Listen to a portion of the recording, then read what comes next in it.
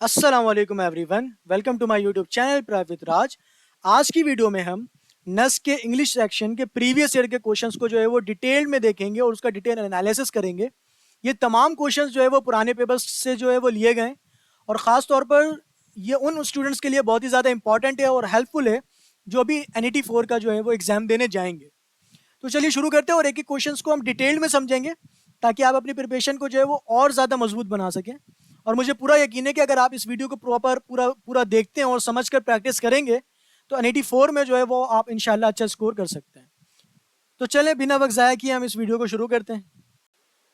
पहला क्वेश्चन है हमारे पास, find opposite of word cardinal.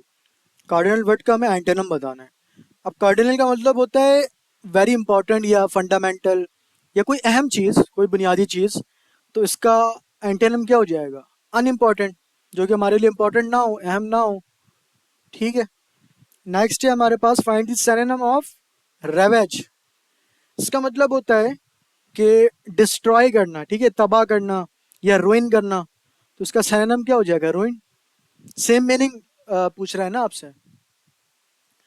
Then आपके पास है the antonym of revenge. Revenge का मतलब तो पता होगा आप लोगों को, बदला लेना होता है।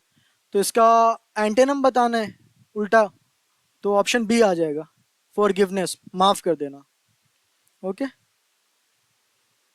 नेक्स्ट है हमारे पास, find the synonym of local.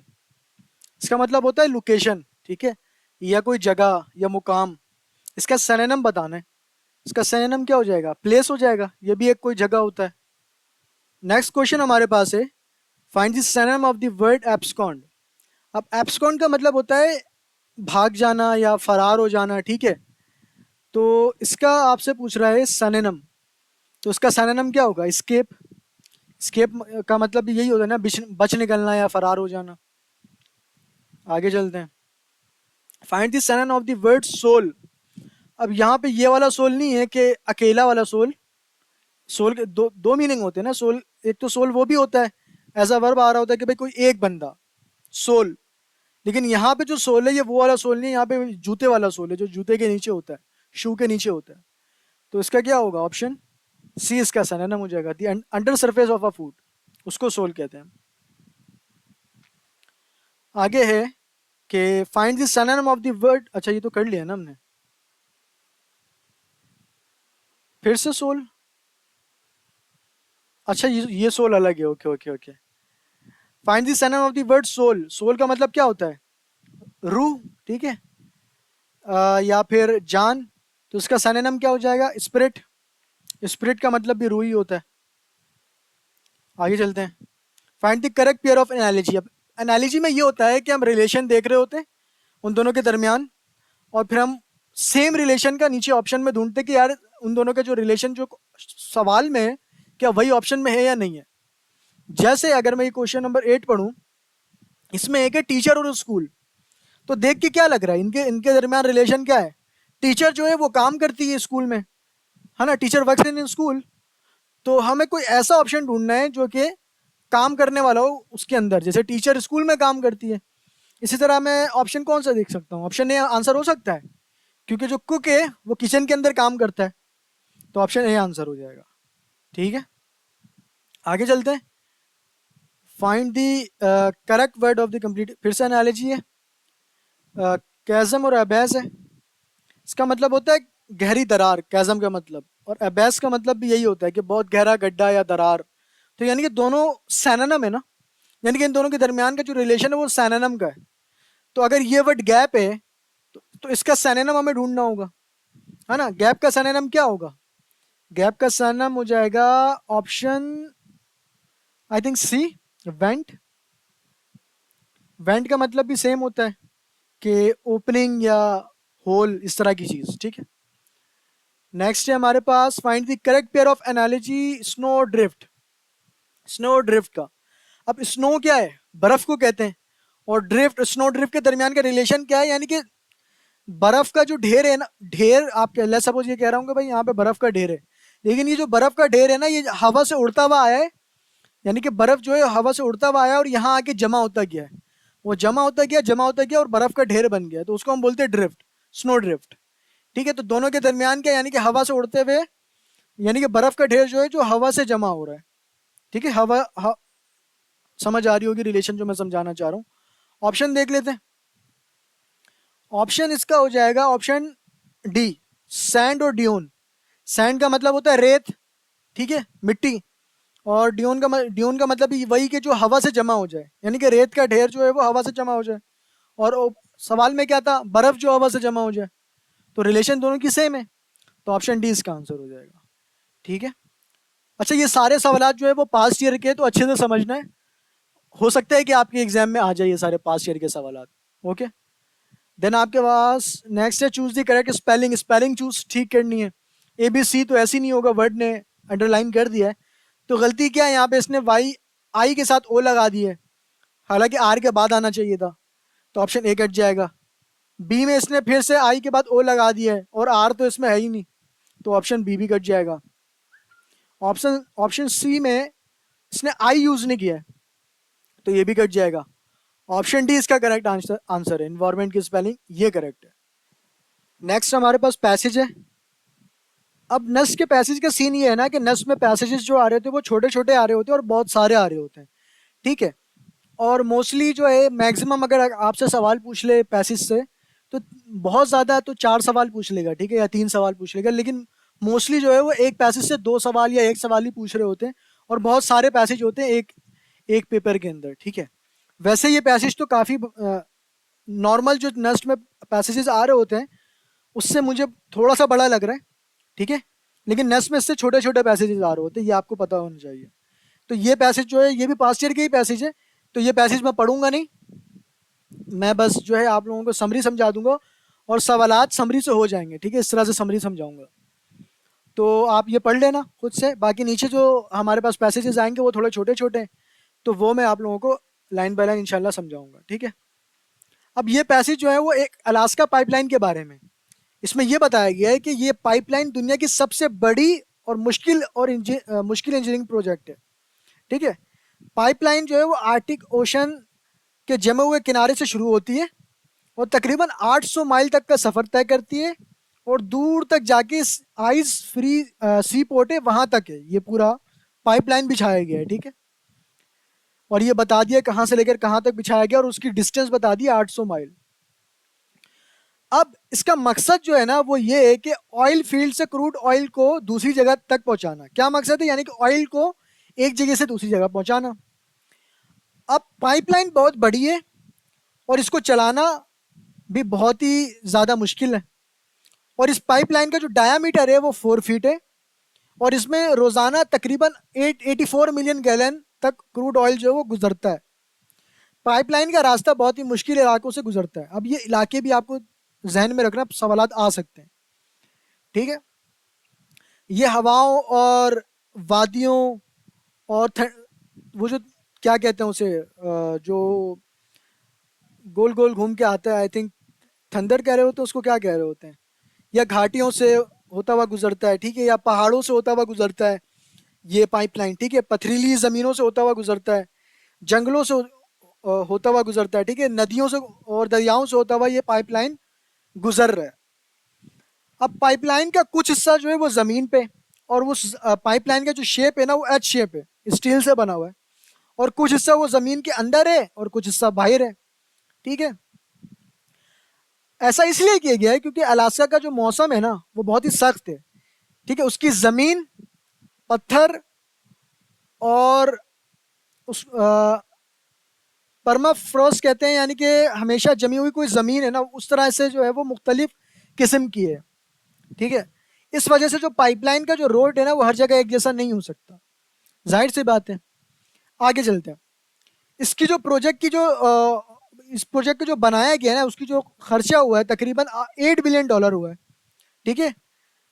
और जो उस वक्त प्राइवेट इंडस्ट्री थे उस सबसे महंगे और कंस्ट्रक्शन में से सबसे जो महंगा जो प्रोजेक्ट था वो ये था कि आपने पाइपलाइन डालना है।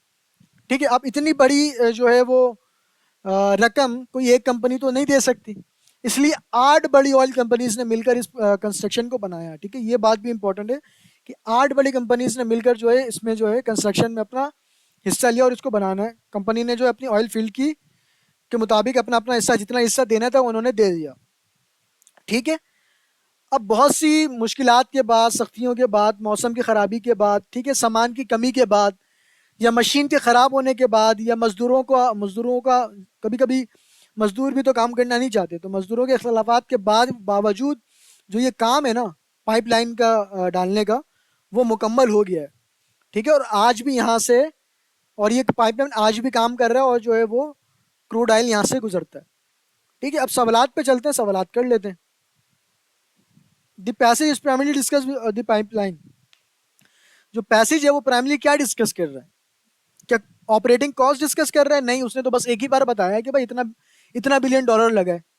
पूरे पैसेज में तो ये बात नहीं कर रहा, प्राइमरी डिस्कस तो नहीं है ये, तो ऑप्शन ए कट जाएगा। ठीक है। दूसरा, एम्प्लॉयज, एम्प्लॉयज की भी बिल्कुल आखिर में छोटा सा बात किया है कि भाई ये लेबर डिसएग्रीमेंट, ठीक है, इस ये बात किया है, तो ये पूरे प्राइमरी तो डिस्कस नहीं है पैसेज का, तो ये भी कट जाएगा। देन आपके पास कंज्यूमर, कंज्यूमर की तो बात ही नहीं की है। ठीक है। देन आपके पास है कंस्ट्रक्शन, ये होगा आंसर, क्योंकि ओवरऑल कंस्ट्रक्शन की बात कर रहा है ना पूरे पैसेज में, कि पाइपलाइन की तामीर कैसे होगी, कैसे बनाई जाएगी, कहाँ बनाई जाएगी, कितना खर्च होगा, किस तरह से बनाई जाएगी, तो ये सारी बातें की हैं पैसेज में, तो इसका आंसर जो होगा कंस्ट्रक्शन होगा, ऑप्शन डी। नेक्स्ट है आपके पास, the author mention all of the following as important in determining the pipelines route except. इनमें से सारे इंपॉर्टेंट है, उनमें से कौन सा इंपॉर्टेंट नहीं है वो पाइपलाइन को जब आप बना रहे होते हो, तो देख लेते हैं भाई कौन सी चीज़ जो है वो डिसाइड करने में यूज़ नहीं हुई है। क्लाइमेट की बात हुई है, मौसम की खराबी की बात हुई है, ये सारी बात भी हुई है। ठीक है। लोकल वेजिटेशन की बात नहीं हुई है। ठीक है। कहीं भी ना मैंने जो मैंने समरी बताई है उसमें भी ये बात नहीं की है मैंने, तो ऑप्शन बी इसका आंसर हो जाएगा। ठीक है। नेक्स्ट है आपके पास, how many company share the cost of the constructing pipeline. कितने कंपनीज ने मिलकर किया था? ये बात भी मैंने अपनी समरी में बताया कि 8 कंपनीज ने मिलकर किया था, तो ऑप्शन सी इसका आंसर हो जाएगा। ठीक है। नेक्स्ट क्वेश्चन है हमारे पास सेंटेंस कंप्लीशन का। I have a good news for you. अच्छा, ये मैंने खुद ही बोल दिया। तो यहाँ पे क्या आएगा कि मेरे पास न्यूज़ है तुम्हारे लिए। ठीक है। तो तुम्हारे लिए कौन किस क्या यूज़ होता है? ऑप्शन ए यूज़ होता है, तो फोर लगेगा यहाँ पे कि I have a good news for you. मेरे पास एक गुड न्यूज़ है तुम्हारे लिए। ठीक है। आगे चलते हैं। वैसे यार गुड न्यूज़ भी एक एरर है, बट वो एक अलग अलग सी चीज़ है।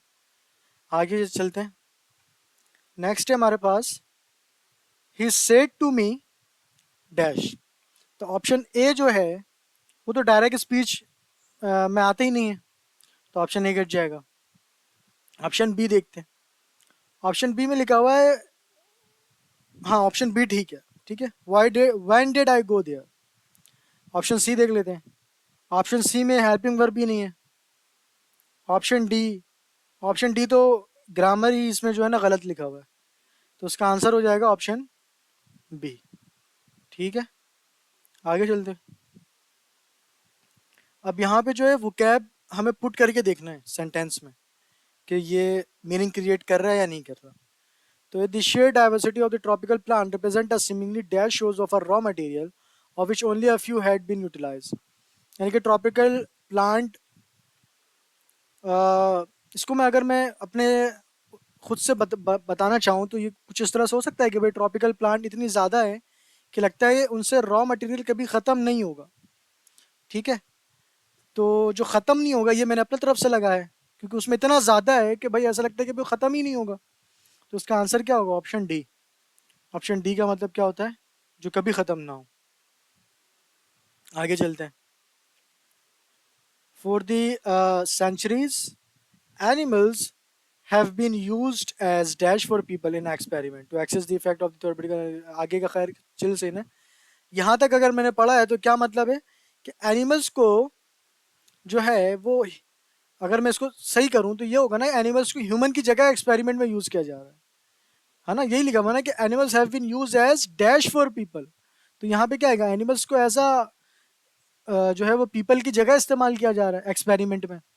कोई भी दवाई बन रही है या कुछ भी ऐसा हो रहा है तो वो पहले जानवरों पे टेस्ट हो रहा है, तो उसकी जगह पे ना, तो सब्सटीट्यूट एज अ लफ्ज़ यहाँ पे आना चाहिए, तो ऑप्शन डी इसका आंसर हो जाएगा, सरूगेट्स। ठीक है। इसका मतलब भी यही होता है कि सब्सटीट्यूट या किसी की जगह लेने वाला। नेक्स्ट है हमारे पास, the state is a network of exchange benefit and beliefs dash between rulers and the citizens based on those law and produce that are dash to maintenance of the community. ठीक है. अब ये जो मतलब है कि इसको भी अगर मैं पढ़ूं कि भाई this state is a network of exchange benefit and believe, तो उसको मैं ये कह सकता हूँ कि भाई स्टेट रूलर और सिटीजन के दरमियान म्यूचुअल एक्सचेंज होती है. ठीक है, कह सकता हूँ. दूसरा जो ब्लैंक है कि laws and producers that are dash to the maintenance of the community, तो इसमें भी ये है कि कम्युनिटी को मेंटेन करने में हमें मददगार हो, तो हेल्पफुल हो. ठीक है, ऑप्शन देख लेते हैं. पहला कॉम्प्रोमाइज और इनिमिकल है, तो इनिमिकल का तो नुकसान पहुंचाने वाला होता है, तो ऑप्शन ए तो कट जाएगा.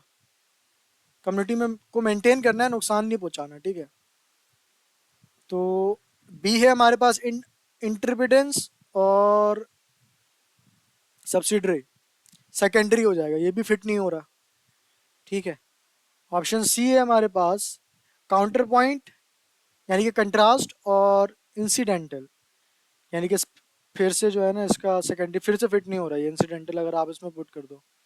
लेकिन ऑप्शन डी अगर आप पुट करो रेसिप्रोसिटी, इसका मतलब क्या होता है? म्यूचुअल एक्सचेंज, जो मैंने ऊपर बात की थी कि इस जो यहाँ पे म्यूचुअल एक्सचेंज आना चाहिए, तो इसका मतलब यही होता है म्यूचुअल एक्सचेंज. और इसका मतलब होता है कि हेल्पफुल, मैंने यही बोला था हेल्पफुल होना चाहिए, तो ऑप्शन डी इसका आंसर हो जाएगा. ठीक है, आप पुट करके देखोगे, मीनिंग क्रिएट करने की कोशिश करोगे कि मीनिंग क्रिएट हो रही है या नहीं हो रही. यहाँ पे एरर को आइडेंटिफाई करना है. He goes on his work daily in the morning, तो हमेशा जो है वो गोज ऑन वर्क नहीं होता, गोज टू वर्क होता है, यानी कि आप कहीं जाते हो गो के साथ टू लगता है, बस ये पता होना चाहिए आपको. तो यहाँ पे जो ऑन लगा हुआ है ना वो गलत लगा हुआ है, तो जो एरर है वो ऑप्शन बी में. आगे चलते हैं. Find the synonym of the edgeways, इसका सिनोनिम बताना है. इसका मतलब होता है कम करना या रिलीफ करना, ईज करना. ठीक है, तो इसका ऑप्शन क्या हो जाएगा करेक्ट? सिनोनिम पूछ रहे तो ईज हो जाएगा, ऑप्शन डी. आगे चलते हैं. नेक्स्ट है find out the correct synonym of the arid. Arid का सिनोनिम बताना है आपको. एरिड का मतलब होता है ड्राई. ठीक है, सूखा हुआ. तो कौन सा? हाँ, ऑप्शन ए आंसर हो जाएगा, ड्राई. नेक्स्ट है हमारे पास find the correct synonym of the unsavoury. Unsavoury का सिनोनिम बताना है. अनसेवरी का मतलब होता है कि नापसंदीदा या डिस्टेस्टफुल ले लो आप. ठीक है, तो इसका जो आंसर हो जाएगा वो क्या हो जाएगा? सिनोनिम डिस्टेस्टफुल हो जाएगा, ऑप्शन बी. आगे चलते हैं. Find out the correct synonym of the interpret. Interpret का मतलब होता है बहादुर. ठीक है, ठीक है, तो ऑप्शन डी इसका सिनोनिम हो जाएगा फियरलेस, जो कि बहादुर, मतलब कि ये भी बहादुर है, यानी कि डरता नहीं है, तो बहादुर हुआ. आगे चलते हैं. अब ब्रेवरी को मत ले जाना, ब्रेवरी एक नाउन है, वो उसका मतलब होता है बहादुरी. ठीक है, बहादुर होना और बहादुरी होने में दो अलग चीज है. ठीक है, आगे चलते हैं. नेक्स्ट है हमारे पास find out the correct inept. Inept का मतलब होता है कोई कोई शख्स जो कि अनाड़ी है या, ठीक है, अनस्किल्ड है, तो ऑप्शन बी इसका आंसर हो जाएगा, अनस्किल्ड. आगे चलते हैं. Find out the correct synonym of feign. इसका मतलब होता है प्रिटेंड करना. ठीक है, या झूठ जाहिर करना, इस तरह की चीजें. तो इसका करेक्ट आंसर क्या होगा? फेक होगा. फेक का मतलब भी क्या होता है? प्रिटेंड प्रिटेंड कर रहा होता है ना वो, तो ऑप्शन ए आंसर हो जाएगा इसका. आगे चलते हैं. Find out the synonym of the word adorable. Adorable का मतलब होता है बहुत ज्यादा प्यार करना या प्यारा. ठीक है, जिसे सब पसंद करें, तो इसका सिनोनिम हो जाएगा लवेबल, जिसे सब पसंद करे, प्यार करे. आगे चलते हैं. Find the synonym of the word edgeways. अभी ऊपर ही समझाया था, एजवेज का जो सिनोनिम होता है वो कम करना होता है या रिलीव करना होता है, तो इसका सिनोनिम क्या हो जाएगा हमारे पास? इसका हो जाएगा डिरोगेट. इसका मतलब यही होता है कम कम कर देना. ठीक है, आगे चलते हैं. Find out the correct pair of analogy. Analogy बतानी है. तो पहला है डैब्रेज और एक्सक्लूजन. अब इसके दरमियान का रिलेशन ढूंढना है हमें पहले कि भाई रिलेशन क्या है. तो डैब्रेज को हम कहते हैं मलबा, और एक्सप्लोजन क्या है? यानी कि कोई एक्सप्लोजन हुई और इसके बाद जो मलबा बचा वो है इन दोनों के दरमियान का रिलेशन, यानी कि एक्सप्लोजन के बाद डेब्रिस बचता है, यानी कि पहले काउज हो रहा है फिर उसका रिजल्ट हो रहा है, यानी कि वो बच जा रहा है। तो हमें इसी तरह का रिलेशन ढूंढना है। ऑप्शन ए होगा नहीं, बर्ड है और फिर चर्पिंग है, इसका जो एक्शन और रिजल्ट वाला रिलेशन है। देन फायर है और एशेज है, ये हो सकता है कि पहले फायर हुआ, काउज हुआ, और फायर के बाद क्या बच जाता है, उसके उसके आग लगने के बाद उसके राग बच जाते हैं ना, एशेज बच जाते हैं। तो इसका आंसर हो जाएगा ऑप्शन बी। अब नेक्स्ट क्वेश्चन है, find out the most appropriate word for the given relation. सबसे जो एप्रोप्रिएट वर्ड होगा वो हमें चूज करके इस जुमले में फिट करना है। ठीक है, पहला है कि भाई earnest is dissimilar to frivolous and quick is dissimilar to dash. तो अर्नेस्ट का मतलब होता है संजीदा या सीरियस, ठीक है, और फ्राइवोलस का मतलब होता है मजाकिया, ठीक है, या गैर संजीदा। तो दोनों अपोजिट्स हैं। तो क्विकिस किसके डिसिमिलर होगा, यानी कि इसका भी अपोजिट ढूंढना होगा। अगर क्विकिस का मतलब क्या होता है, तेज, तो इसका हो जाएगा स्लोएस्ट, अपोजिट इसका स्लोएस्ट हो जाएगा।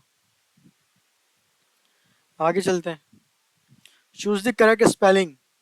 करेक्ट स्पेलिंग हमें चूज करनी है। ये गलत है, ये स्पेलिंग भी गलत है, ये भी गलत है। ऑप्शन सी इसका आंसर हो जाएगा। ठीक है, आगे चलते हैं। Complete the given sentence with correct word. Correct word से हमें इस जुमले को जो है वो ठीक करना है। She hit the ball dash her eyes, यानी कि उसने बॉल को जो है अपनी आंखों पर क्या किया है, हिट किया है ना। तो मैंने यहाँ पे क्या बोला, आंखों पर। अगर आंखों पर हिट किया है तो मैं क्या लगाऊंगा, ऑन लगाऊंगा। अमंग नहीं होगा, बिटवीन नहीं होगा, ऐड भी नहीं होगा, ऑन हो जाएगा कि उसने भाई उसने बॉल को अपनी आंखों पर मारा है, हिट किया है। आगे चलते हैं। Complete the given sentence with correct word. फिर से हमें करेक्ट वर्ड से जो है जुमले को कंप्लीट करना है। He dash hunger to begging. अब ये जो है ना, ये एक ईडियम है। इसका मतलब होता है कि उसने भूख को जो है वो भीख मांगने पर तरजीह दी। तो उसने प्रेफर्ड किया ना भूख को भीख मांगने पे, यही यही यही बात है। तो क्या हो जाएगा, प्रेफरिंग हो जाएगा। नहीं, ये तो यूज नहीं होगा यहाँ पे। ठीक है, हैज प्रेफर्ड, ये भी नहीं होगा, इसमें प्रेजेंट परफेक्ट यूज हो गया है। प्रेफर्ड होगा, हाँ बिल्कुल होगा, क्योंकि ये है पास्ट टेंस कि he preferred hunger to begging. ठीक है, ये भी नहीं होगा। नेक्स्ट है, complete the given sentence with the help of correct pair of words. ठीक है, पढ़ते हैं। Rudolf Elberg the son of the king dash the dash of Ruritania. ठीक है, तो ऑप्शन यूज करते हैं। पहला ऑप्शन जो है ना, एब्रोगेट, इसका मतलब होता है किसी एग्रीमेंट या पॉलिसी के जरिए आप जो है रूल को ख़त्म कर दो। ठीक है, तो ऑप्शन ए तो नहीं होगा, फिट नहीं हो रहा अगर आप जुमले में पुट करो। लेकिन अगर मैं बी लगाऊं, इनहेरिटेड और थ्रोन। ठीक है, इनहेरिटेड का मतलब होता है वरासत में, कोई चीज़ वरासत में हासिल होती है ना, उससे हम कहते हैं इनहेरिटेड। और थ्रोन का मतलब होता है तख्त, जो कि बादशाहत में जो कुर्सी होती है उसको कह रहे होते हैं। तो अगर मैं इनहेरिटेड और जो है दूसरी वर्ड क्या है हमारे पास, थ्रोन, अगर मैं पुट करूं तो सेंटेंस आपका ठीक बनेगा कि Rudolf Elberg the son of the king inherited the throne of the Ruritania, यानी कि जो बादशाह का बेटा था उसने रोटेनिया के तख्त का जो है वो वारिस बना। तो ऑप्शन बी इसका आंसर हो जाएगा। नेक्स्ट क्वेश्चन है, he was criticized for his use of dash, as we know he can't complete his statement in limited words। ठीक है, अगर मैं इसको मीनिंग पे क्रिएट करने की कोशिश करूं कि भाई वो कम अल्फाज में बात नहीं कर सकता, यानी कि बहुत घुमा फिरा कर बात करता है। ठीक है, तो ये एक तरह की बात आप कर सकते हो। तो इसमें आपका क्या हो जाएगा ऑप्शन, सरकम लोकेशन हो जाएगा, ऑप्शन सी। इनके घुमा फिरा कर जो है वो लंबी बात करता है, बिल्कुल जो है सीधी बात नहीं करता। तो ये जो वर्ड है बिल्कुल फिट हो रहा है इस जुमले पे। जैसे जुमले सेंटेंस में जो है ना, आप जब आप किसी भी वोकैब को या पुट करते हो तो ये थोड़ा सा मुश्किल होता है समझने में भी और करने में भी। तो कोशिश करें कि समझे भी और ठीक से करें भी। तो अगर मुश्किल होती है समझने में तो ये बिल्कुल नॉर्मल बात है, आके इसमें थोड़ी सी मुश्किल होती है कि आपके पास जुमला और उसमें आप वर्ड्स पुट करके देखो। ठीक है, आगे चलते हैं। Point out the error, error देखना है हमें, पढ़ लेते हैं।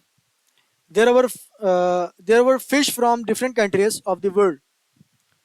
तो पहला ऑप्शन यहाँ पे वर्ग अभी कोई नहीं सही है, फिश भी सही है, प्लूरल पे भी हम फिश को यूज करते हैं, फ्रॉम भी सही है, डिफरेंट ठीक है, नो एरर हो जाएगा इसका। ठीक है, आगे चलते हैं। Find out the error in the given sentence, फिर से एरर निकालना है। I gave many advices to him but he did what he wanted. ठीक है, अब एडवाइस जो है ना वो अनकाउंटेबल नाउन है। ठीक है, तो हम एडवाइजेस नहीं होता है, हम एडवाइस ही यूज करते हैं। लेकिन करेक्ट अगर प्लूरल हो ना तो हम इस तरह से करते हैं कि भाई मैनी पीसेस ऑफ एडवाइस, जैसे यहाँ पे मैनी एडवाइसेस है ना, ये नहीं होगा। इंग्लिश में हम लिखते हैं कि मैनी पीसेस ऑफ एडवाइस, या हम लिखते हैं मच एडवाइस, एडवाइजेस नहीं करते। ठीक है, तो ऑप्शन बी इसका आंसर होगा कि यहाँ पे एरर है। आगे चलते हैं। Find out the correct structure of this sentence. ठीक है, there is a program on TV about dogs, there is a program on TV in dogs, from dogs, of dog. B C D तो तीनों cut जाएगा, यानी कि यहाँ पे जो प्रोग्राम है अबाउट डॉग्स के बारे में है ना, डॉग्स में तो नहीं है, फ्रॉम भी डॉग्स नहीं है, डॉग्स की तरफ से ऑफ भी नहीं है, तो अबाउट होगा कि there is a program on TV, कोई प्रोग्राम है टीवी में आता है या और वो डॉग्स के हवाले से, अबाउट डॉग्स। ठीक है, नेक्स्ट क्वेश्चन मैं कह रहा है कि find out the correct structure of the sentence. Correct structure देखना है हमें। पहला पढ़ रहा हूँ, he brought back advance learners dictionary, यहाँ पे मसला है लर्नर्स में। ठीक है, पोजेसिव ठीक नहीं है। आगे चलते हैं।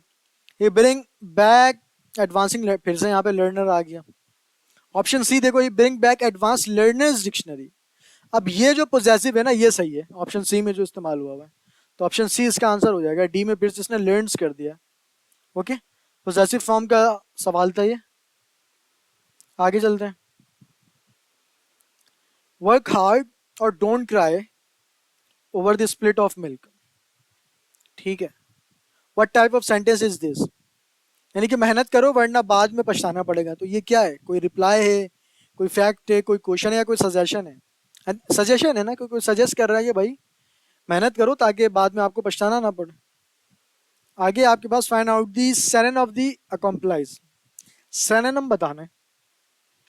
इसका मतलब होता है कोई बंदा जो जुम में साथ हो आप, यानी कि जुम में साथी। ठीक है, तो इसका आंसर सिनोनिम हो जाएगा एसोसिएट, इसका मतलब भी यही होता है। आगे चलते हैं। Find out the synonym of the blubber. Blubber का मतलब होता है कि जानवरों की मोटी चर्बी, उसको कहते हैं हम। ठीक है, तो क्या हो जाएगा, फैटी इशू हो जाएगा, टिश्यू सॉरी, इशू कह रहा हूँ। Find out the synonym of the numb.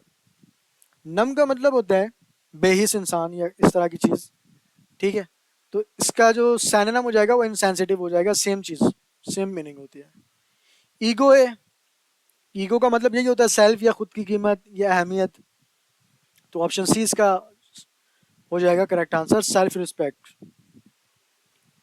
45, find the synonym of the juggling. Jungling का मतलब होता है हाथ की सफाई। ठीक है, या आप मैजिक वगैरह कर रहे हो तो उसको कह रहे होते, तो इसका option C sorry A answer हो जाएगा, मैजिक। नेक्स्ट है find out the synonym of the managing. Managing का मतलब होता है मैनेज करना या इंतजाम करना, इसका सिनोनिम हो जाएगा गवर्न, इसका मतलब भी सेम होता है। फिर है find out the synonym of the flighty. Flighty का मतलब होता है जिस जिसका मिजाज बदल जाए। ठीक है, या बेसबत कह लो, उर्दू में कह रहे होते हैं हम, तो इसका सिनोनिम हो जाएगा फिकल, इसका मतलब भी सेम होता है। ठीक है, आगे चलते हैं। Find out the synonym of the frivolous. इसका मतलब होता है कि संजीदा या, ठीक है, गैर संजीदा या मजाकिया, सॉरी संजीदा कह रहा हूँ, ऊपर भी बताया मैंने। ठीक है, तो इसका सिनोनिम क्या हो जाएगा, इसका सिनोनिम हो जाएगा फ्लिपेंट। ठीक है, इसका मतलब भी सेम होता है। आगे चलते हैं। Find out the synonym of truculent. Truculent का मतलब होता है कोई लड़ने वाला, ठीक है, या बहुत ज्यादा झगड़ालू हो, तो इसका आंसर हो जाएगा ऑप्शन बी, अग्रेसिव। फिर find out the synonym of opulent. Opulent का मतलब होता है बहुत ज्यादा अमीर इंसान। ठीक है, तो इसका सिनोनिम हो जाएगा रिच। नेक्स्ट क्वेश्चन है हमारे पास, find out the opposite of bewilderment। ठीक है, इसका अपोजिट बताना है हमें। इसका मतलब क्या होता है bewilderment का? इसका मतलब होता है कि आप हैरान हो कि किसी मतलब हैरानी ले लो या कंफ्यूजन। ठीक है, इसका मतलब ये होता है। तो इसका अपोजिट बताना है, तो इसका अपोजिट होगा ऑप्शन नंबर डी। यानी कि इसका मतलब होता है कि वजाहत देना या बिल्कुल साफ होना। ठीक है, तो ऑप्शन डी इसका अपोजिट है। आगे चलते हैं। Find out the opposite of steam. Steam का मतलब होता है इज्जत करना या रिस्पेक्ट करना। इसका अपोजिट क्या होगा? डिसरिस्पेक्ट हो जाएगा। ऑप्शन है। आगे चलते हैं। एनालॉजीज है, हैन और रूस्टर। हैन जो है वो फीमेल चिकन को कहते हैं और रूस्टर मेल चिकन को कहते हैं। ठीक है, तो रिलेशन क्या है? पहला वाला जो है वो फीमेल है और दूसरा वाला मेल है। तो हमें वो ऑप्शन ढूंढना है जो फीमेल और मेल का रिलेशन हो। ऑप्शन ए नहीं होगा, व्हील और मशीन है। इसमें तो कोई जेंडर तो है ही नहीं। ठीक है, तो ऑप्शन ए नहीं होगा, बी भी नहीं होगा, माउंटेन और हाइट। सी हो जाएगा, डक और ड्रेक। डक होती है फीमेल बत्तख और ड्रेक होता है मेल। सॉरी, हाँ ठीक है, यही होता है, मेल डक होता है। आगे चलते हैं। देन आपके पास है रेम और यू। रेम और यू का भी सेम रिलेशन है। रैम जो है वो मेल शीप होता है और यू जो है वो फीमेल शीप होती है। ठीक है, तो ऑप्शन हो जाएगा आपके पास इसका डी, पिकॉक और पीहन। ठीक है, पिकॉक जो होती है वो मेल होता है, मेल होता है पिकॉक, और पीहन जो है वो फीमेल। आगे चलते हैं। सेंटेंस कंप्लीशन का सवाल है, nobody could help him but dash. ठीक है, जब भी आपके साथ कुड इस्तेमाल हो ना, जब भी कुड इस्तेमाल होता है तो उसके साथ हमेशा जो है आपका बेस वर्ब इस्तेमाल होता है। बेस वर्ब मतलब फर्स्ट फॉर्म ऑफ वर्ब। ठीक है, तो इसका आंसर होगा option A, nobody could help him but laugh. Laughing नहीं होगा, ये तो जेरेंड है। लाफ नहीं होगा, ये पास्ट है और इसकी जो स्पेलिंग ही गलत है ऑप्शन डी की। तो ऑप्शन ए इसका आंसर होगा। Then I dash be happy if you succeed. ठीक है, तो ये अगर वो वाला जुमला है कि अगर तुम सक्सीड होते हो तो मैं खुश होऊंगा। तो जो फ्यूचर की बात है ना, तो आई विल बी हैप्पी कि मैं खुश होऊंगा इफ यू सक्सीड। तो आई विल भी होगा, वुड भी नहीं होगा। आगे चलते हैं। एरर डिटेक्शन है, find out the error in the sentence. Error बताना है। Last week I met a fame musician. अब यहाँ पे जो फेम है ना, फेम इस्तेमाल हुआ हुआ एज अ नाउन। ठीक है, लेकिन जब आप डिस्क्राइब कर रहे हो किसी को कि वो बंदा, किसी की खासियत को डिस्क्राइब कर रहे हो, तो आप एडजेक्टिव का यूज करते हो।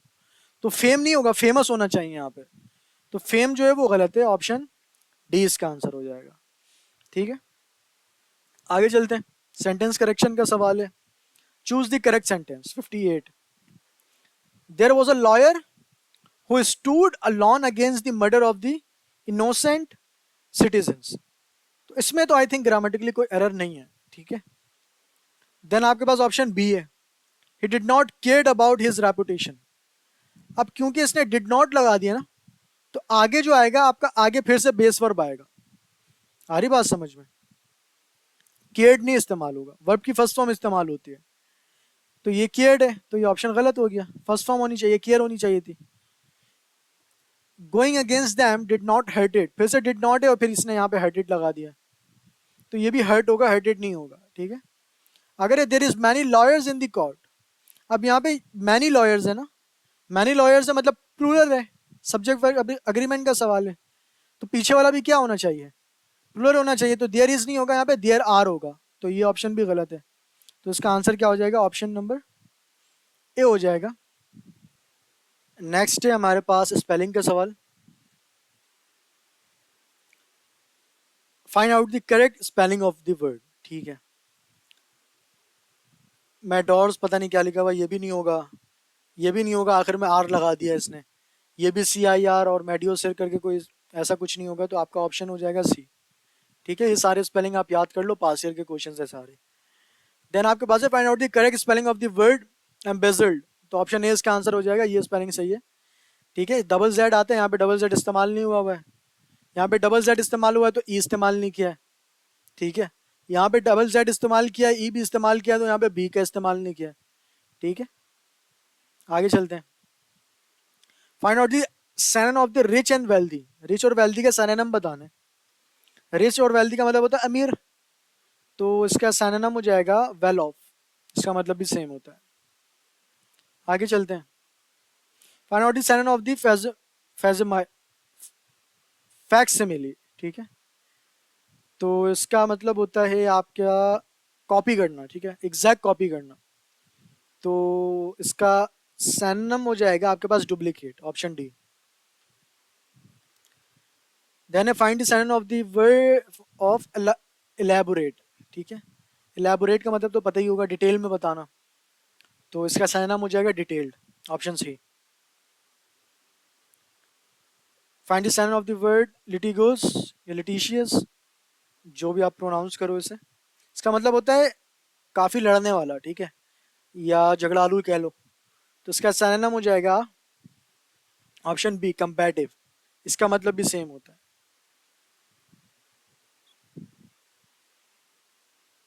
देन आपके पास सुपरसीलियस है, इसका मतलब होता है तकब्बुर वाला या मगरूर, एरोगेंट। ठीक है, तो इसका सैनम हो जाएगा option D, arrogant. Find out the synonym of garrulous. Garrulous का मतलब होता है बहुत ज्यादा बोलने वाला। ठीक है, तो इसका सैनम क्या हो जाएगा? आई थिंक वर्बोज हो जाएगा, बहुत ज्यादा वर्डी या बहुत ज्यादा बोलने वाला। ठीक है, लुक्रेटिव का सैनम तो प्रॉफिटेबल होता है, तो वो तो नहीं होगा। ठीक है, सॉरी, मैंने सी लगा दिया। डी होगा वर्बोज। आगे चलते, find out the synonym of the arduous. इसका मतलब होता है कोई भी चीज़ बहुत ही मुश्किल। ठीक है, डिफिकल्ट। तो इसका सैनम हो जाएगा आपके पास हार्ड। सिमिली। सिमिली का जो मतलब होता है वो कंपैरिजन के नॉर्मली हम यूज़ करते हैं, तो इसका ऑप्शन जो सैनम हो जाएगा वो कंपैरिजन ही होगा। ठीक है, आगे चलते, find out the synonym of the loquacious. इसका मतलब होता है कि बहुत ज़्यादा बोलने वाला, टॉकेटिव। तो इसका सैनम हो जाएगा ऑप्शन ए, टॉकेटिव। फिर आपसे पूछा है एस्टुएट का सैनम। तो एस्टुएट का मतलब होता है कि बहुत ही ज़्यादा, क्या कह सकते हैं हम, अक्लमंद या क्लेवर।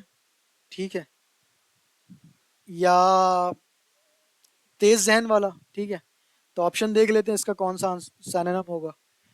तो आई थिंक शार्प हो जाएगा, ऑप्शन सी।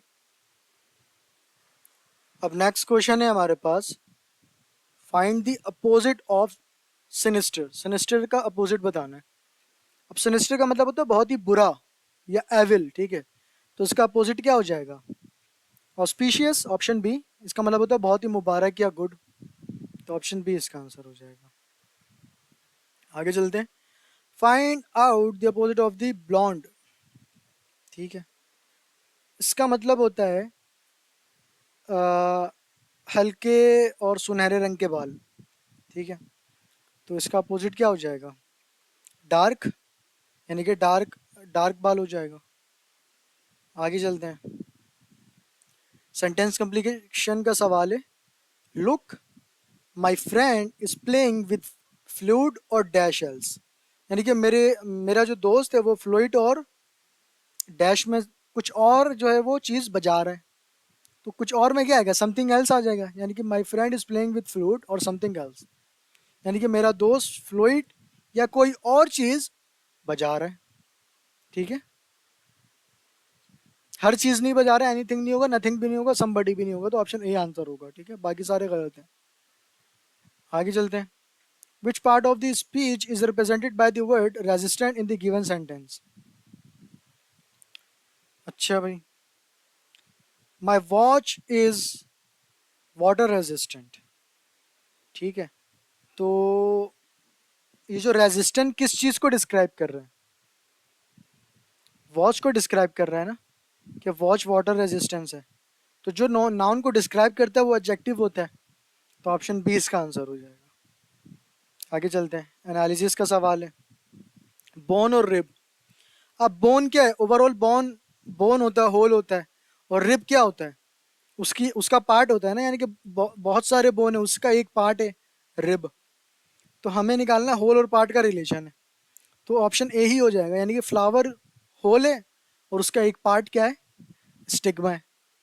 ठीक है, 76 चलते हैं, देखते हैं इसको। देन आपके पास है ऑर्गन और किडनी। तो किडनी एक ऑर्गन है ना, तो हमें कैटेगरी रिलेशन निकालनी है। ऑप्शन ए तो हो नहीं सकता, बी भी नहीं होगा, सी होगा रेप्टाइल और स्नैक, क्योंकि स्नैक भी एक क्या है? रेप्टाइल है, जिस तरह किडनी एक ऑर्गन था। तो ऑप्शन सी इसका आंसर हो जाएगा। देन आपके पास स्केलेटन और नी कैप।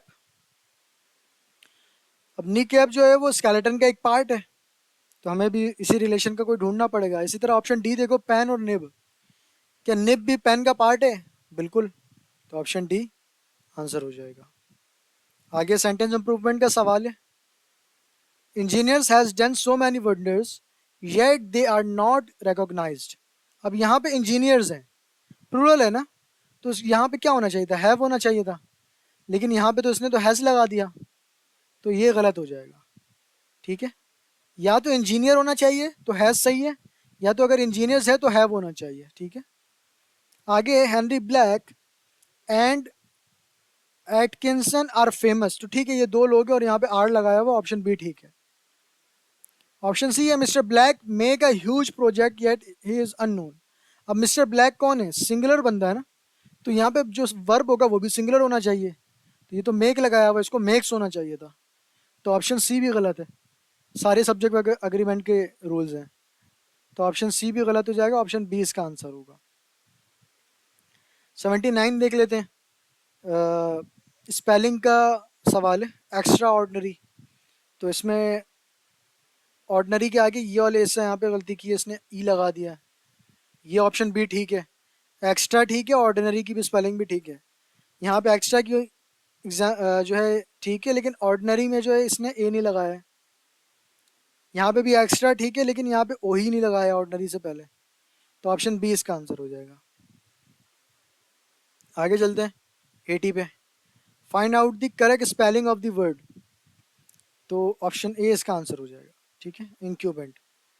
यहाँ पे इसने जो है ई की जगह ए लगा दिया है, यहाँ पे एच का इजाफा कर दिया है, यहाँ पे डबल टी कर दिया है, सारी स्पेलिंग गलत है। ठीक है, तो ऑप्शन ए इसका आंसर हो जाएगा।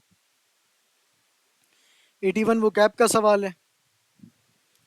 इंटेरोगेट, इंटेरोगेट का मतलब क्या होता है? पूछताछ करना, बहुत ही सख्त पूछताछ करना, तो इसका सिनोनिम हो जाएगा क्रॉस एग्जामिन।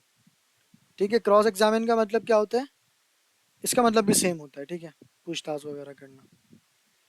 आगे चलते, find out the synonym of accelerated.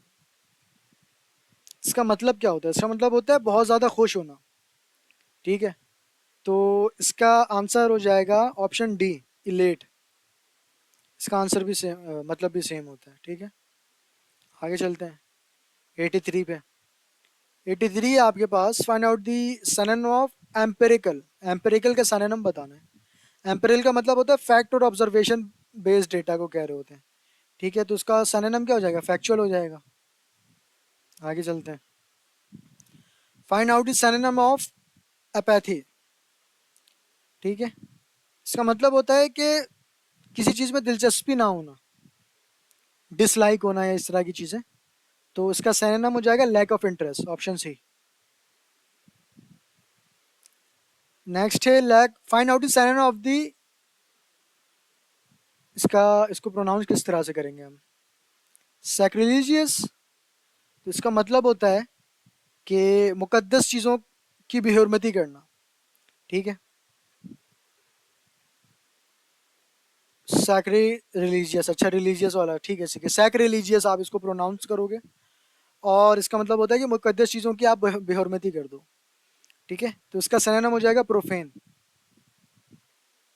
आगे चलते हैं। एब्सकॉन्ड का सिनोनिम पूछ रहा है। एब्सकॉन्ड का मतलब होता है कि ये आई थिंक ऊपर हमने किया है, फरार हो जाना, लेकिन शायद ऑप्शन, हाँ नहीं, सेम सेम सवाल हमने ऊपर भी किया है, एस्केप, ठीक है। तो देखो रिपीट भी हो सकता है, ये किसी और ईयर का सवाल होगा, तो मैंने ये फिर से लिख दिया यहाँ पे। तो आप, ये इंपॉर्टेंट सवाल है, आगे चलते हैं। Find out the synonym of canvas. इसका मतलब क्या होता है? इसका मतलब होता है इंटरव्यू करना, या लोगों से राय लेना।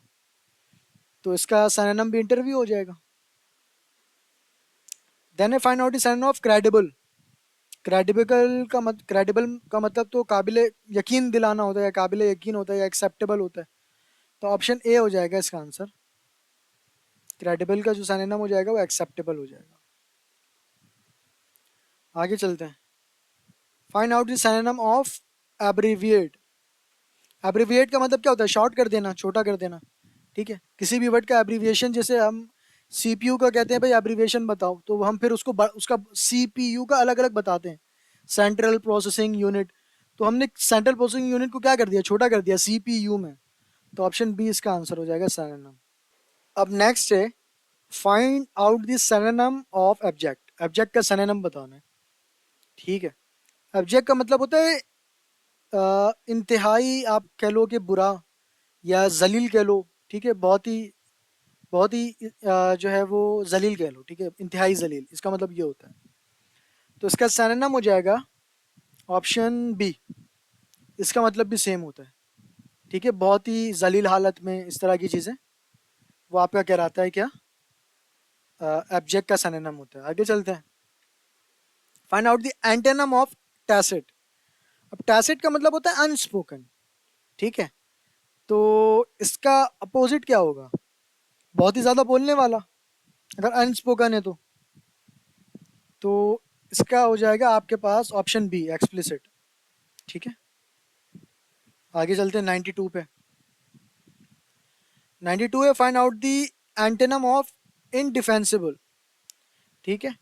तो इसका सिनोनिम हो जाएगा, अच्छा, इनडिफेंसिबल का मतलब होता है आपके पास जिसका जो है वो डिफेंस ना किया जाए, ठीक है। तो इसका एंटेनम हो जाएगा, उसका उल्टा हो जाएगा, यानी कि जस्ट जस्टिफिएबल हो जाएगा, justifiable.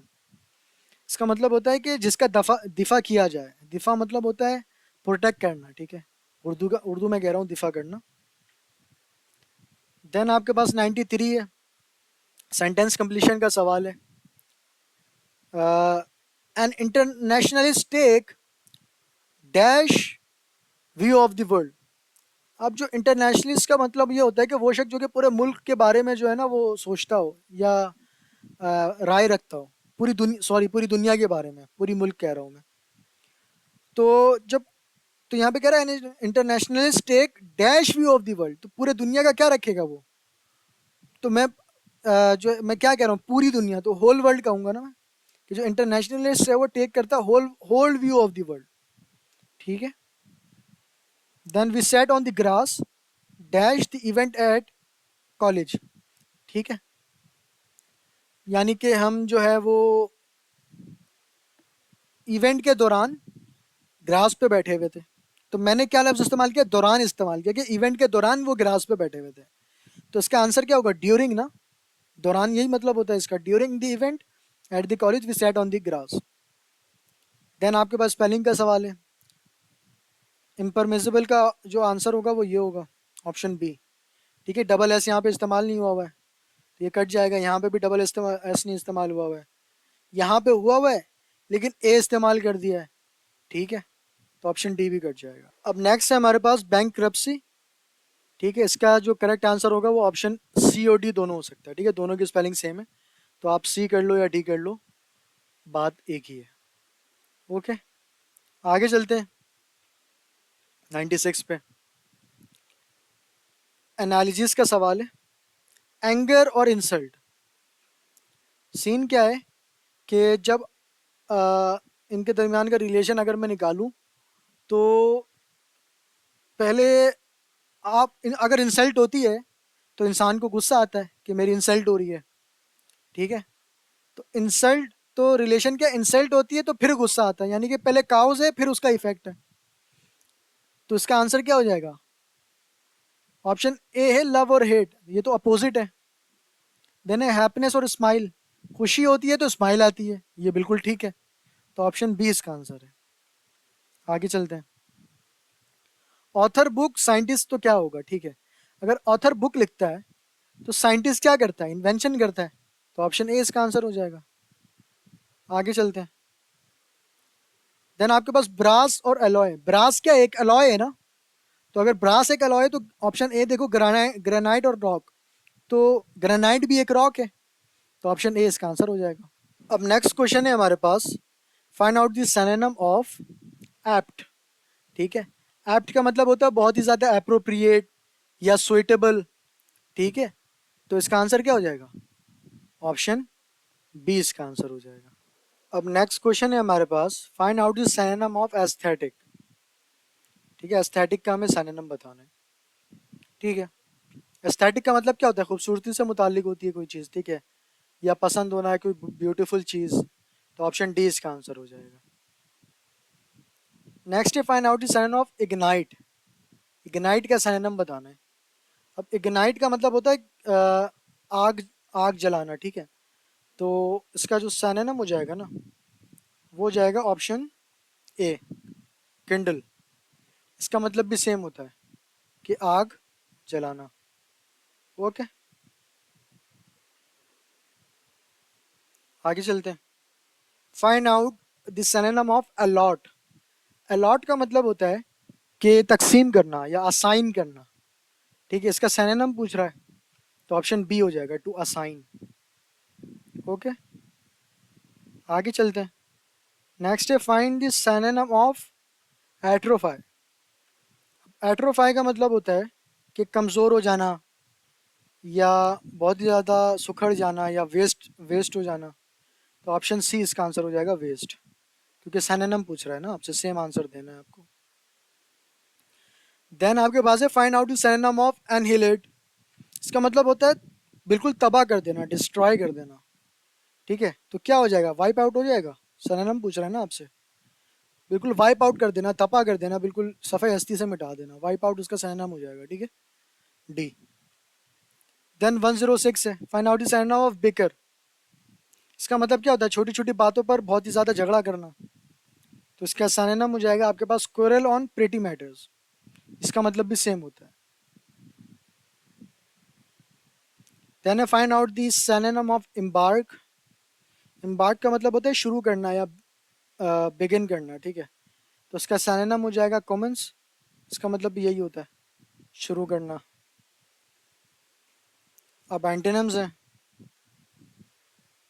Find out the antonym of oppress, oppress का मतलब होता है जुल्म करना या दबाना, ठीक है। तो इसका उल्टा क्या हो जाएगा? रिस्पेक्ट करना हो जाएगा, तो ऑनर्ड, ऑप्शन बी इसका आंसर हो जाएगा।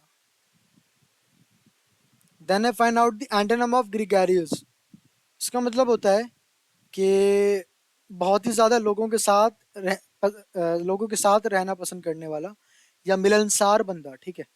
तो इसका अपोजिट क्या हो जाएगा? रिजर्व हो जाएगा, यानी कि अपने आप को बहुत ही ज़्यादा अलोन रखे, अपने आप को बंद रखे, रिजर्व रखे, ठीक है। अब कुछ ग्रामर के क्वेश्चन है। He is bigger, the sentence is shown, ये जो बिगर, ये सेंटेंस क्या है? पॉजिटिव है, कंपैरेटिव है, सुपरलेटिव है, नन है। तो यहाँ पे जो बिगर इस्तेमाल हुआ हुआ है वो क्या है? कंपैरेटिव यूज हुआ है ना। तीन होता है, एक बिग होता है, फिर बिगर होता है जिसे हम कंपैरेटिव कह रहे होते हैं, फिर बिगेस्ट होता है जिसे हम सुपरलेटिव कह रहे होते हैं। अगर आपने मेरे कंपैरेटिव कंपैरिजन वाला चैप्टर जो मैंने वीडियो बनाई है ग्रामर की, अगर आपने वो देखा है तो ये सवाल बहुत ही ज़्यादा हलवा है, कुछ भी नहीं है। आगे चलते हैं। ही बैटल डैश अ लायन, तो ये क्या होगा ऑप्शन इसका? ए होगा टू, या विथ होगा, या टूवर्ड्स होगा। तो यहाँ पे या फ्रॉम होगा। तो यहाँ पे कोई बैटल किसी के साथ कर रहे हैं ना, तो किसी के साथ के लिए हम विथ का इस्तेमाल करते हैं। तो ही बैटल विथ अ लायन, ठीक है। तो ऑप्शन बी इसका आंसर हो जाएगा। नेक्स्ट है James want Alex to be dash of his wife tricks, यानी कि जेम्स ने जो है वो एलेक्स को वार्न कर दिया था कि वो अपनी वाइफ की ट्रिक से क्या रहे, चौकन्ना रहे। ठीक है, यहाँ पे चौकन्ना रहना है, होशियार रहना है। ठीक है, तो ऑप्शन बी इसका आंसर होगा, वॉचफुल, क्योंकि हमें इसका मतलब होता है अलर्ट होना, होशियार होना, और यही तो वो कह रहे हैं कि उससे होशियार रहे। आगे चलते हैं, सेंटेंस स्ट्रक्चर का सवाल है। Choose the correct sentence structure. Don't shout I can hear you. अब दो ऑप्शन, बी तो होगा नहीं, ठीक है, इसने डैश का इस्तेमाल किया हुआ, और डी भी नहीं होगा, यहाँ पे सेमीकोलन इसने इस्तेमाल कर दिया है। ठीक है, ई और सी हो सकता है।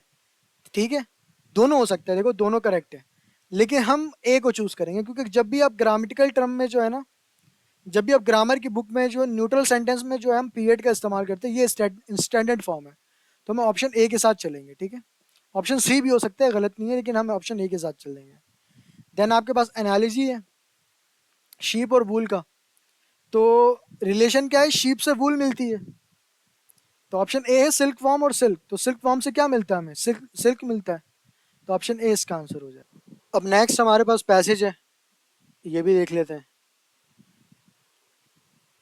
For over 2 years Samson's true sex had escaped detection despite close calls, यानी कि 2 साल से ज्यादा अरसे तक जो सैमसन की जो असल सेक्स था ना, या जीन्स थी उर्दू में कह रहे होते हैं हम, यानी कि जेंडर, क्या वो मेल है या फीमेल है, वो पकड़ी नहीं गई। हालांकि कई मरतबा ऐसा लगा कि उसका राज जो है वो खुल गया। ठीक है, when she received a gash in her head, sorry, forehead from a sword and was shot in her left thigh, she extracted the pistol ball herself. जब उसकी पेशानी पर तलवार लगा का गहरा जो है वो जख्म लगा, और उसकी जो लेफ्ट थाई है उसमें गोली लगी, तो उसने पिस्तौल की गोली खुद ही निकाल दी। ठीक है, आगे क्या लिखा हुआ है, she was ultimately discovered a year and a half into her service in Philadelphia when she became ill during an epidemic, was taken to a hospital and lost consciousness। ठीक है, क्या मतलब, आखिरकार उसकी हकीकत उस वक्त सामने आ गई जब अपनी फौज की खिदमत के 1.5 साल बाद फिलाडेल्फिया में एक वबा के दौरान वो बीमार हो गई, और उसे जो है हॉस्पिटल ले जाया गया, और वो उस दौरान जो है वो बेहोश हो गई। ठीक है, सिंपल सा पैसेज था। वर्ड जो सैमसन का रोल क्या था मिलिट्री में, क्या वो कैनन लीडर थी, नहीं, स्काउट की लीडर थी ना, लड़ ली थी वो भी, उसको भी तलवार से जो है पेशानी पर जख्म लगा था, और जो लेफ्ट थाई में जो है वो उसको चोट भी लगी थी। ना ही नर्स थी और ना ही कुक थी, ऐसा कोई कोई भी बात पैसेज में नहीं है। ठीक है, देन आपके पास है how many times was their assumption voted in the battle, तो 2 ही बार हुई थी, एक बार उसको तलवार से पेशानी पे लगा था, और दूसरी बार उसके लेफ्ट थाई में जो है वो गोली लगी थी, तो ऑप्शन हो जाएगा बी 2। अब नेक्स्ट क्वेश्चन है हमारे पास, find out the synonym of etymology. इसका मतलब होता है किसी वर्ड की जो है ना असल ओरिजिन या उसकी हिस्ट्री को का जो है वो सोर्स निकालना, तो उसका सिनोनिम क्या हो जाएगा, ओरिजिन हो जाएगा। ठीक है, आगे चलते हैं। Find the synonym of agog. इसका मतलब होता है कि बहुत ही बेचैनी, या किसी चीज़ का जो है ना बहुत ही बेचैनी से इंतज़ार करना। ठीक है, तो बेचैनी है सिंपली इसका मतलब, तो उसका सिनोनिम हो जाएगा आपके पास ऑप्शन डी, इम्पेशेंट। इसका मतलब भी यही होता है कि बेचैनी। आगे चलते हैं, find out the synonym of excited. Excited का सिनोनिम बताना। एक्साइटेड का मतलब क्या होता है, जोश में होना या खुश होना, या जोश में खुश होना है, ये कह लो आप। ठीक है, तो ऑप्शन ए इसका आंसर हो जाएगा कि एक्सिलरेटेड, यानी कि बहुत ही ज़्यादा खुश और पुरजोश, तो ऑप्शन ए इसका आंसर है। आगे चलते हैं, find out the synonym of allure. Allure का मतलब होता है कि अपनी तरफ जो है ना खींचना, या लालच देना, या अट्रैक्ट करना, तो उसका सिनोनिम हो जाएगा आपके पास ऑप्शन ए, एंटाइसमेंट। इसका मतलब भी सेम होता है। ठीक है, आगे चलते हैं, देन 121 है, find out the synonym of quietude, sorry, तो इसका मतलब होता है कि बहुत ही ज़्यादा सुकून या खामोशी या कामनेस, तो ऑप्शन बी इसका आंसर हो जाएगा। कामनेस, ठीक है। आगे चलते हैं। Find out the synonym of serenity. इसका मतलब होता है कि बहुत ही ज़्यादा इत्मीनान या पुरसुकून, ठीक है। तो इसका सिनोनिम क्या हो जाएगा? ट्रैंक्विलिटी। इसका मतलब भी सेम होता है, सुकून होता है, ठीक है। देन आपके पास है find out the synonym of tenable. Tenable का मतलब होता है वो चीज़ जिसका दिफा किया जाए, ठीक है, या डिफेंडेबल हो, जिसको हम जिसका जिसका जिसको प्रोटेक्ट किया जा सके, यानी कि डिफेंडेबल हो। तो ऑप्शन ए इसका सिनोनिम हो जाएगा, डिफेंसिबल। आगे चलते हैं। Find out the correct word for making an announcement. किसी कोई अनाउंसमेंट करनी है हमें, उसके लिए एक वर्ड चाहिए। अनाउंसमेंट करने को क्या मीटिंग कहते हैं हम? मीटिंग में तो हम डिस्कस करते हैं, अनाउंस तो नहीं करते। एडजस्ट भी नहीं होगा, इकोसिस्टम भी नहीं होगा। प्रोक्लेम होगा। प्रोक्लेम का मतलब यही होता है कि अनाउंसमेंट करना, ठीक है, ऐलान करना उर्दू में अगर कहें तो। Then what is find out the synonym of epigram, ठीक है। एपिग्राम का मतलब होता है आई थिंक बहुत ही ज़्यादा होशियार और मज़ेदार जुमला, एक छोटा सा, ठीक है। तो इसका आंसर हो जाएगा ऑप्शन ए, जेस्ट। इसका मतलब भी सेम होता है। आगे चलते हैं। Find out the synonym of melancholy. इसका मतलब होता है कि बहुत ही ज़्यादा गम, ठीक है, बहुत ही ज़्यादा उदासी। इसका सिनोनिम क्या हो जाएगा? Sadness, option D. आगे चलते हैं। एंटेनम ऑफ अलाइनमेंट। अब अलाइनमेंट का एंटेनम बताना है। अलाइनमेंट का मतलब होता है बहुत ही सीधा या सीधे सीध में होना, ठीक है, या बिल्कुल प्रॉपर अरेंजमेंट हो। तो इसका एंटेनम क्या हो जाएगा? इसका antonym I think option B हो जाएगा, अनसिमेट्रिकल। यानी गैर जो है ना आप यानी कि टेढ़ा कह दो, ठीक है। ऑप्शन बी इसका आंसर हो जाएगा। उसके बाद find out the synonym of canvas. अब इसका खैर यहाँ पे तो एक एस वाला है, एक दो एस वाला भी होता है। उसको हम कैंपेन या लोगों से राय लेने वाला उस वक्त इस्तेमाल करते हैं। यहाँ पे क्योंकि सिर्फ एक ही एस है कैनवास में, तो यहाँ पे जो इसका मीनिंग है वो ये है कि मोटा कपड़ा, क्लॉथ की बात हो रही है।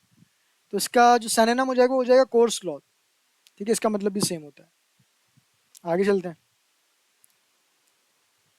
क्रेडिटेबल है, उसका सिनोनिम बताना है, ठीक है।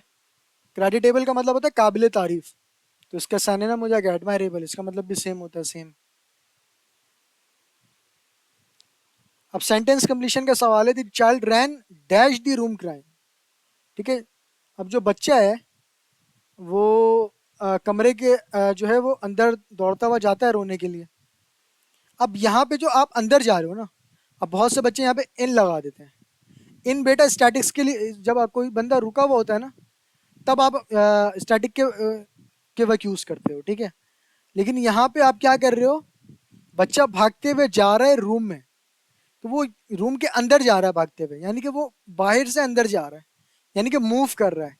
जब आप मूव करते हुए कहीं जाते हो ना अंदर की तरफ, तो आप इन टू का इस्तेमाल करते हो, इन का इस्तेमाल नहीं करते, ठीक है। बस ये फर्क है इन और इन टू में। तो ऑप्शन डी इसका आंसर हो जाएगा। देन आपके पास है I have not met her dash Monday, यानी कि मैं उससे नहीं मिला। तो मैं यहाँ पे क्या लगाऊंगा? एट मंडे, एंड मंडे को नहीं मिला, क्योंकि ये जो जुमला है ना, ये जुमला जो है वो प्रेजेंट परफेक्ट है। तो मैं यहाँ पे सिंस इस्तेमाल करूंगा कि मैं उससे जो है वो मंडे से नहीं मिला, सिंस मंडे, ठीक है। ऑप्शन ए इसका आंसर हो जाएगा। उसके बाद स्पेलिंग के कुछ सवाल आते हैं। कॉमेट इसका जो है वो करेक्ट आंसर होता है। आई इसने लगा दिया, गलत हो गया। इसने आई के साथ डबल टी लगा दिया, ठीक है, ये भी गलत हो गया। इसमें डबल आई लगा दिया, तो ये भी गलत हो जाएगा। करेक्ट आंसर आपका आपको ऑप्शन ए है, ठीक है। Find out the correct spelling. Negligible की करेक्ट स्पेलिंग क्या होती है? ऑप्शन बी होती है, ठीक है। यहाँ पे इसने क्या किया? जी के बाद आई लगाया ही नहीं है। इसने क्या किया? यहाँ पे आई भी, यहाँ पे भी आई नहीं लगाया एल के बाद, और यहाँ पे भी नहीं लगाया है। तो ऑप्शन बी इसका करेक्ट आंसर हो जाएगा। ओके। अब कुछ एनालिसिस के सवाल आते हैं। स्लैवेज और रैक, ठीक है। स्लैवेज का मतलब क्या होता है? स्लैवेज जो होता है वो या किसी डैमेज या डूबी हुई चीज़ों को जो है ना वो बचाना होता है।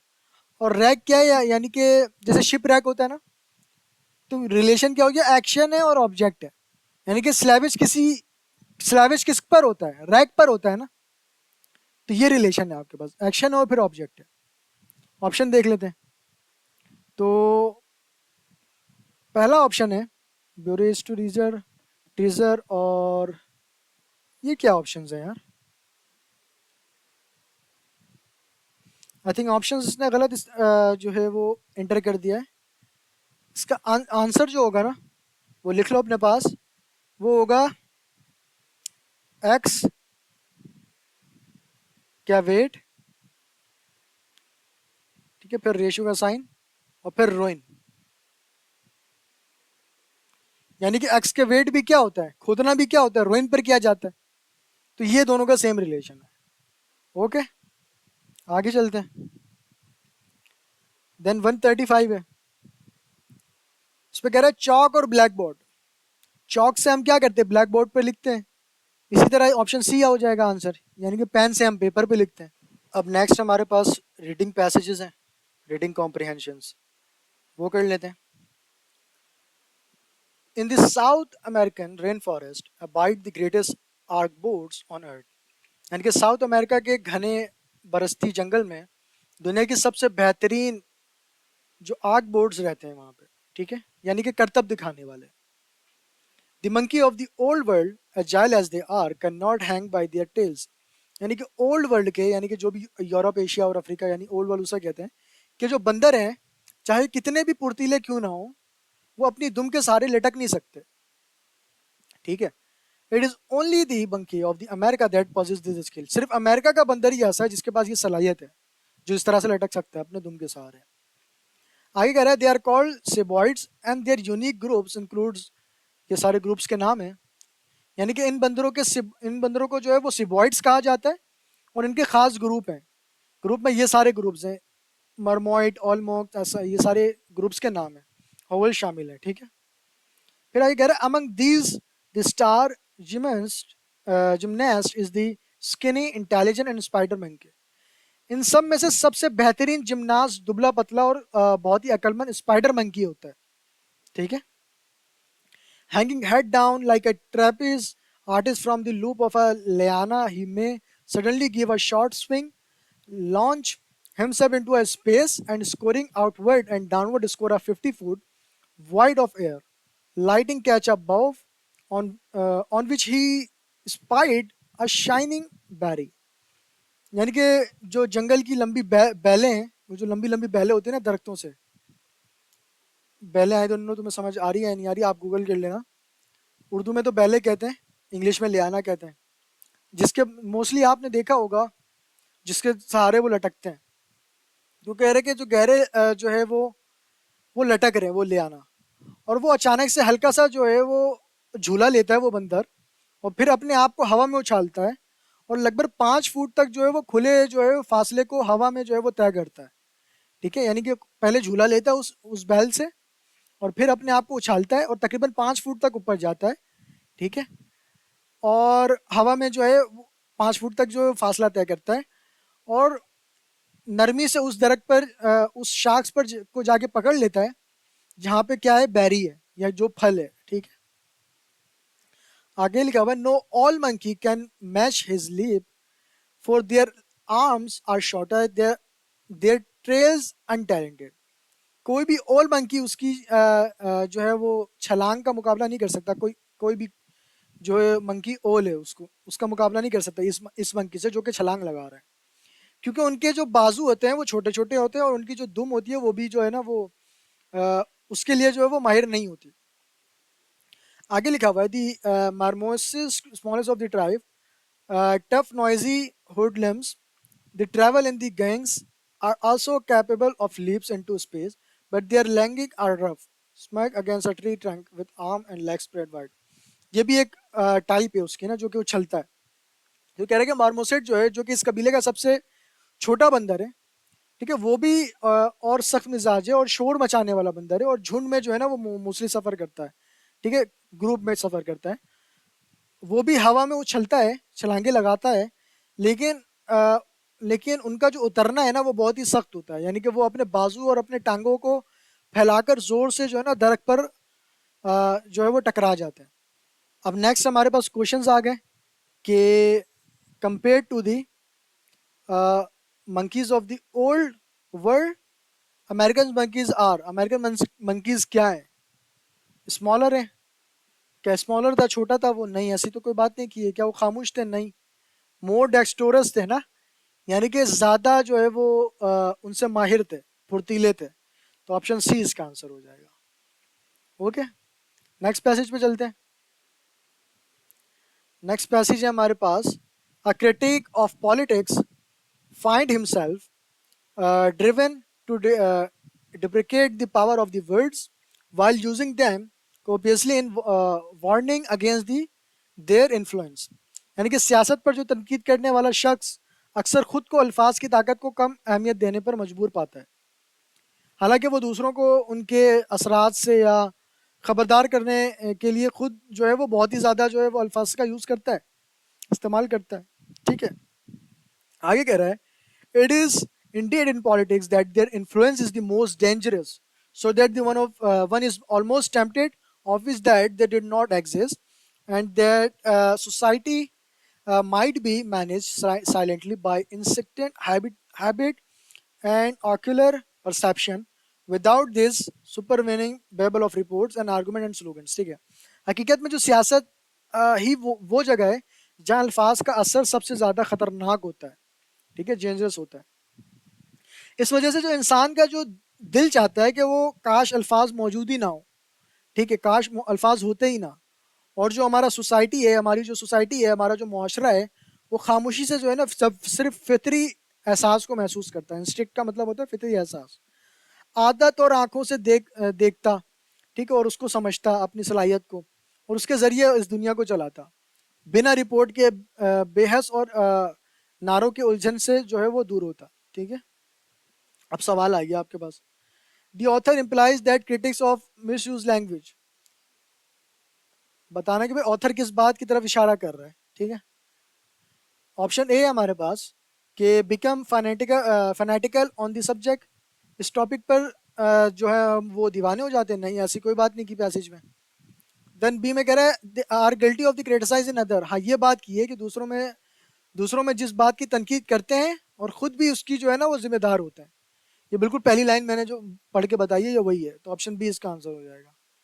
आगे चलते हैं। Which statement is true according to the passage, passage के अकॉर्डिंग कौन सा स्टेटमेंट जो है वो ट्रू है, पढ़ लेते हैं। पहला है, critics of the politics are often driven to take desperate measures, तनकीद करने वाले डिस्परेट हो जाते हैं। पैसेज में तो ऐसी कोई बात नहीं की हुई, तो एक हट जाएगा। बी में कह रहा है words when used by the politicians have greatest capacity of harm, ये बात बिल्कुल की है। पैसेज में ऊपर लाइन थी ना डेंजरस वाली जो मैं पढ़ रहा था कि इट इज, एक बार ऊपर कर लूं ये लाइन, कि it is indeed politics that there, यहां से पढ़ लो, it is indeed there sorry in the politics that there influence is most dangerous. तो इसका आंसर क्या हो जाएगा? ऑप्शन बी हो जाएगा। ठीक है, नेक्स्ट पैसेज पे चलते हैं। अब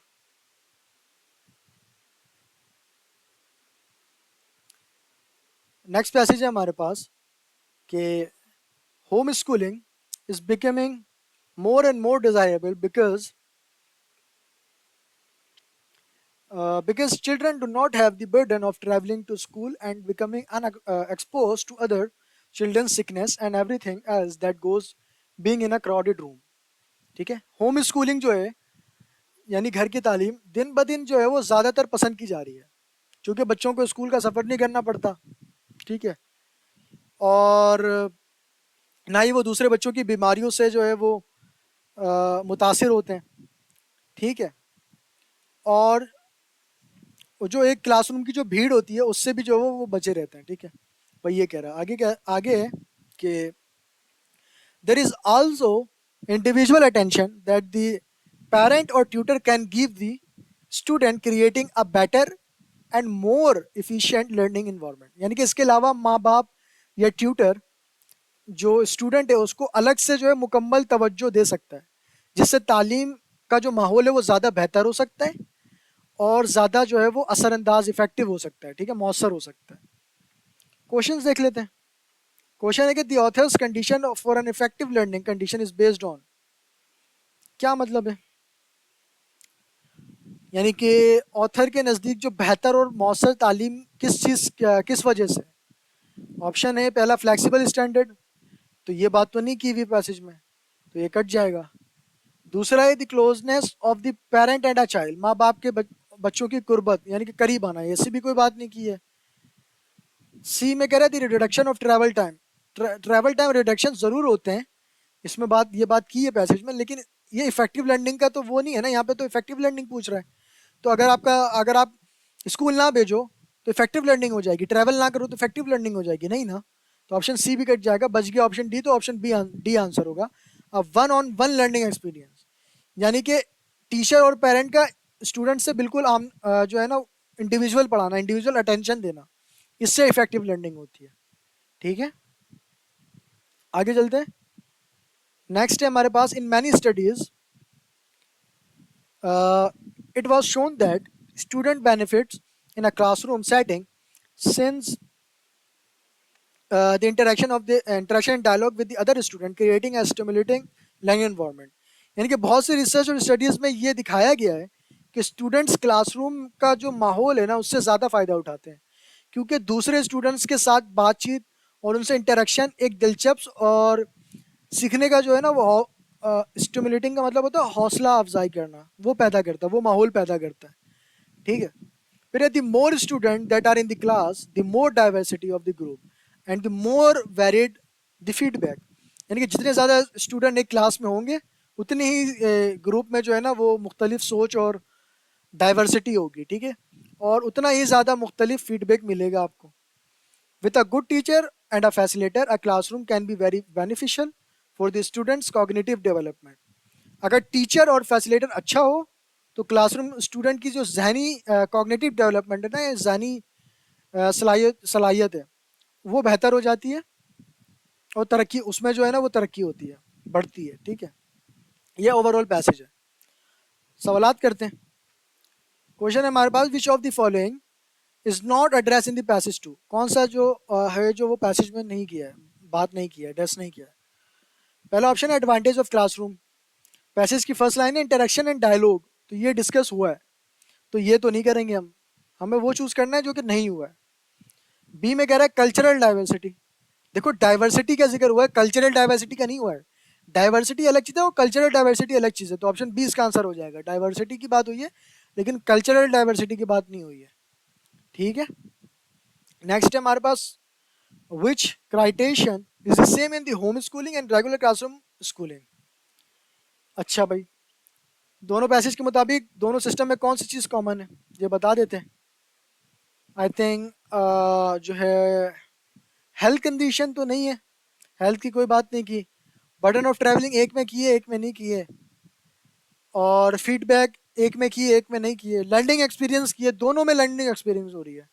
ठीक है, पहले वाले में भी लर्निंग एक्सपीरियंस था, दूसरे में भी है, तो ऑप्शन डी इसका करेक्ट आंसर हो जाएगा। ओके, नेक्स्ट क्वेश्चन है, ideal learning environment according to the passage, दोनों पैसेज के मुताबिक कौन सा जो है ना आइडियल लर्निंग जो है वो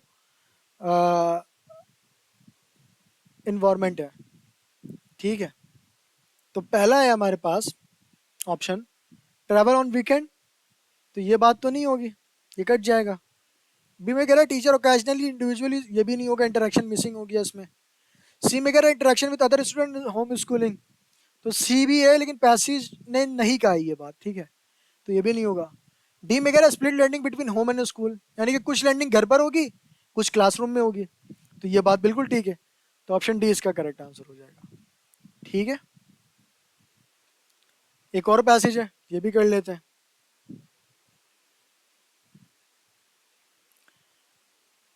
Despite the many categories of the historian, there are only two ages of the man, यानी कि जो हिस्टोरियन की बनाई हुई बहुत सी जो तारीखी कैटेगरीज है के बावजूद इंसानियत की जो असल में जो है ना वो सिर्फ दो ही दौर है।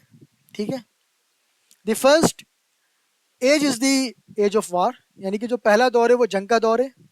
And the second age is the age of civilise, यानी कि जो दूसरा दौर है वो सिविलाइज का दौर है, यानी कि इंसानों का दौर है, तहजीब का दौर है, ठीक है। फिर कह रहे हैं the second age requires world law instead of world anarchy anarchy and demand total awareness and commitment, यानी कि ये जो दूसरा दौर है इस बात का मुतालबा करता है कि भाई दुनिया में जो है ना वो अनारकाई के बजाय कानून हो, और तमाम लोग जो है ना वो पूरी अवेयरनेस के साथ, शऊर के साथ और मजबूत जो है वो कमिटमेंट के साथ जो है वो एक इस निज़ाम का हिस्सा बने, ठीक है। ये नॉर्मल आपका। अब आपसे सवाल पूछ रहे हैं कि best title of the passage, इस टाइटल का बेस्ट टाइटल, इस पैसेज का बेस्ट टाइटल क्या होगा? द हिस्टोरियन एट वर्क, क्या ये होगा? पैसेज के काम के बारे में बता रहा है इस पैसेज को? नहीं ना। यानी कि कोई हिस्टोरियन का कोई काम के बारे में बता रहे हैं? नहीं। तो इसको हम ये टाइटल नहीं देंगे, ठीक है। देन आपके पास है जंग के नुकसानात, कोई नुकसानात भी नहीं बता रहा जंग के, उसने तो सिर्फ ये बताया कि दो दौर हैं, एक जंग वाला दौर है, एक सिविलाइज्ड मैन वाला दौर है, तो ये भी नहीं होगा। तीसरा है the power of the world anarchy, अब ये भी नहीं होगा क्योंकि इसने सिर्फ power of the world anarchy की बात कर दी। अब ये होगा option D, mankind on the threshold, ठीक है।